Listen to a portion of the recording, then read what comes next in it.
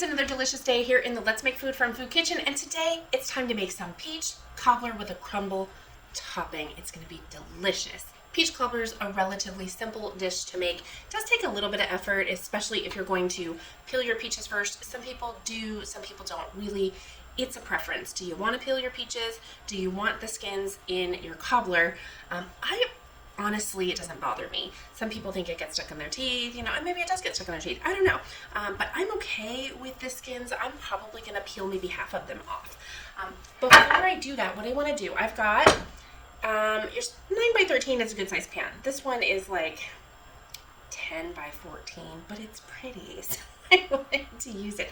I have an entire stick of butter in here, and I'm just going to cut it up into chunks, and it's just going to help it melt a little bit faster. You can brown your butter right in your pan in the oven. Speaking of the oven, my pan is already preheating because this part doesn't take long, especially if you're not peeling your peaches or if you're using canned peaches, which you can do. So first, let's prepare our peaches. I'm going to go ahead and cut one in half and just see where we're at. They need to be ripe, and these I've had for over a week because they were fairly not ripe. So they could use to ripen a little bit, but I think we'll be, ooh, oh goodness. That's so delicious. Sorry, cobbler, I'm just gonna eat you. So if you could just grab a little piece of it and just peel back the skin, that's how you would peel them. But because these aren't like as ripe as I would like them to be, I'm gonna go ahead and skip that peeling process because it's going to take off more flesh than I would like it to. So I'm going to go ahead and just skip that part and go on to the slicing of my peaches. And this is about how thick you want them if you're me. Now here's the key to that. You can leave them this thick if you'd like to. Really, it's up to you on how thick you want your peaches. I don't think I'd go like paper thin. They would probably not stand up too well to baking for the 40 to 45 minutes or longer that you need to bake them for. So just bear that in mind when you decide to chunk up your peaches, how you ever decide you want to chunk up your, I can't talk today.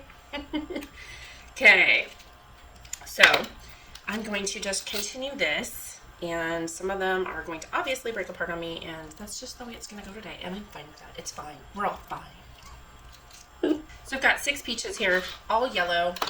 I'm going to get these prepared, sliced up just like this, and then I will come back on. Okay, here we are. I'm back, and I am almost done with these peaches. The little pit right there. I have my cooktop turned on to a medium heat, and I'm going to let my pot just warm up some while I finish up slicing these peaches. Some of them are a little argumentative about being cut up. I find that to be very rude. This is a lot of peaches, and that's exactly what we want. 6 peaches cut up. You might be able to get away with 7 if you have a deep enough dish. Things like fresh peaches, I will, to the day that I die, as much as I possibly can, as long as it's an option for me, use fresh peaches.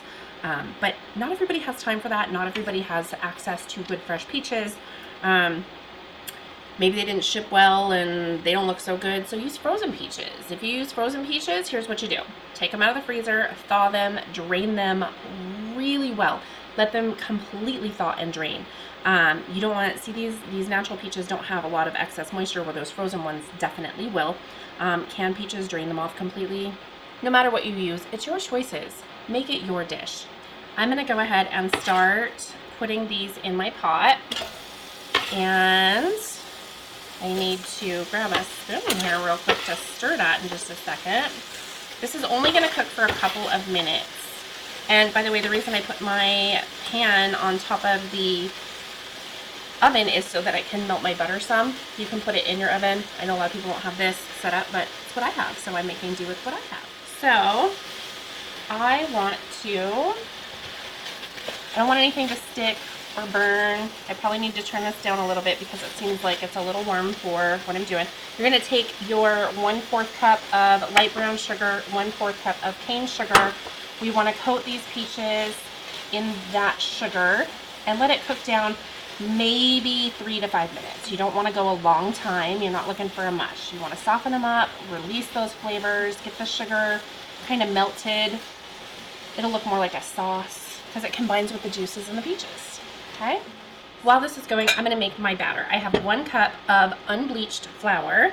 I have my sugar, which is 3/4 cup, salt, my Himalayan pink salt, and cinnamon. Again, if you don't like cinnamon, just leave the cinnamon out. And 2 teaspoons of baking powder. Okay, I'm just going to whisk it together to combine it so that you can see the cinnamon. There wouldn't be any streaks. That's kind of your best indicator. Now, if you don't use cinnamon, it's okay. Just do your best to make sure it looks like it's well combined so it mixes evenly. Okay? I'm going to stir this again. You just want to keep stirring it so they cook kind of evenly. Okay, next I need to put in my milks. And I have 1/2 cup, 2%, and this is 1/4 cup of buttermilk. You could use all regular milk or all buttermilk if you'd like. I kind of like the combination because then it's not too tart with the buttermilk or sour, I guess. But I like a little hint of it, so that's why I mix mine, where not everybody does, and that's totally fine. I was running out of containers to put stuff in. So. All right, we're just gonna mix it together. It's gonna be a batter. And I switched to this over the whisk just because it starts to stick in the tines of my whisk, and I'm not done with my whisk because I'm gonna use it to make my crumble topping. Some people make their cobblers like a pie, so they'll use a pie crust on top. They'll make it like the lattice design. Some people don't put any topping on it. It's, again, up to you, your preference. And this is my consistency. This is what it looks like. It's not super thick, but it's also not very runny either. Okay, so that's done. I want to stir this up one more time. And then I'm going to go ahead and just turn it off and let it sit there until I'm ready to use it. I'm going to move some of this out of the way, and then we can move on to making our crumble topping. Okay, I have my 1/2 cup flour and my 1/3 cup brown sugar, 1/3 cup cane sugar, and I'm going to mix those together. Okay, and we just like our other stuff, we want to just combine it. If you see any lumps of brown sugar, try and get that broken up. Okay, and I'm going to grab another spatula so that I can drizzle my butter on top and get our crumble going. So now I'm going to take my butter and just drizzle it. And this is salted butter, so in my recipe down below, you will see that it calls for salt in this, and unsalted butter for the topping. What I did, because I didn't have enough unsalted butter, I omitted the salt from my recipe and just used the salted butter. So it's just an adjustment that I made, not a big deal. Okay, so we're just going to scrape the rest of the butter out of this. We want all of our delicious goodness in our bowl. And I'm going to continue getting this until I have that crumble texture. It will be not dry. You don't want to see any dry pieces of flour, so you're going to check it. Make sure you scrape off your spatula once in a while. So this part right here, that's not ready, but this part, this is kind of what it should look like. So if you see any of the dry flour or sugar, you're not done. It doesn't take long and it's not difficult. It's just not your typical batter that you would look for. It's crumble. So you want it to be crumbly. All right, this is ready to go.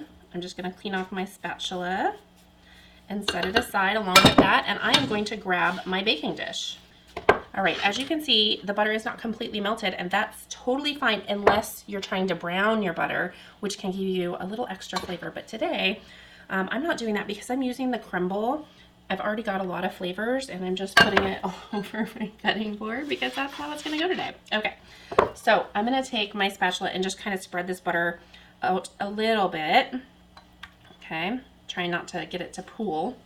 And then I want to take my batter, and I don't want to mix it with the butter. Okay, that's something, don't mix it with your butter. If that's what we needed to do, we would have done it in the bowl. Okay, get every little bit of this out of here. And I just want to spread it. This is what's going to surround your peaches. Okay, there we go. Peach cobbler, by the way, came about from early American settlers, is my understanding, because they didn't have everything they needed to make peach pie, so they made a peach cobbler instead. Now in Georgia, they have their Georgia Peach Festival, and they came up with Peach Cobbler Day, which is April 13th. Peach Cobbler Day, April 13th. Why is it April? Because that's not peach season. Well, I had to find out, so I did some digging. And it was to promote buying canned peaches when fresh peaches were out of season. And so they, in the 1950s, decided upon Peach Cobbler Day to promote buying canned peaches. Pretty cool. The thing I want to do is get my peaches in here. And again, we're not trying to mix. We're trying to just set them on top, okay? And you're gonna spoon this syrup that's in there, do you see that drizzling? Right along with it, okay? And try and spread it out. What you want is for the cobbler batter to bake up and around the peaches, okay? So spread your peaches, don't stir this, just place them on top, okay? Now, I have just a little bit of juices left in there, and I want to pour all of that in. I don't want to waste any of it. Okay, that is done. This, if you are skipping the topping, is ready to go in the oven, 375 degrees for 45 minutes. Okay, you'll see the cobbler batter kind of come up. It'll be brown and golden and delicious. That's when you know, ready to take it out. Now, as you know, we're going to put our crumble topping on. So you just take it in your hand and just spread it out on top. Okay, just like so. Okay, I just love the sweet crunch that this gives, the extra depth and layer of flavor. Again, do it, don't do it, up to you. Okay, almost done. Perfect. All right, now this is going to go in the oven. It's going to bake for 40 to 45 minutes. What I'm looking for is that golden brown top for both the batter and the crumble, because you'll see that batter kind of peek through in spots around the crumble because I didn't completely cover it. So putting this in the oven, and I will be back as soon as I pull this and let it cool. Probably a half an hour I'll let it cool, but this is best served warm. You know, maybe with some vanilla ice cream, which I still haven't made for the show, so I'm not going to put it with this dish, but I'm dreaming of it already. The peach cobbler is done, and it looks delicious. It smells delicious, just perfect.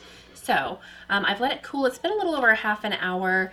Like I said, this is best served warm in my humble opinion. So I'm just going to cut a corner. I've got a little bit of crumble crunch going on top, which is exactly what I was going for. Okay. And let's just get a little square. Just kind of loosen up anything on the side. And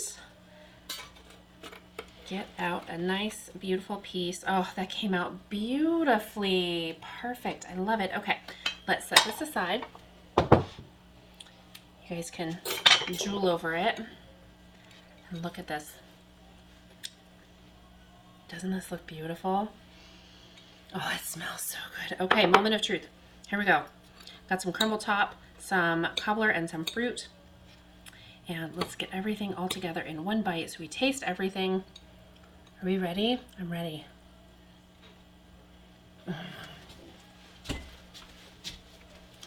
That's it. I can go home.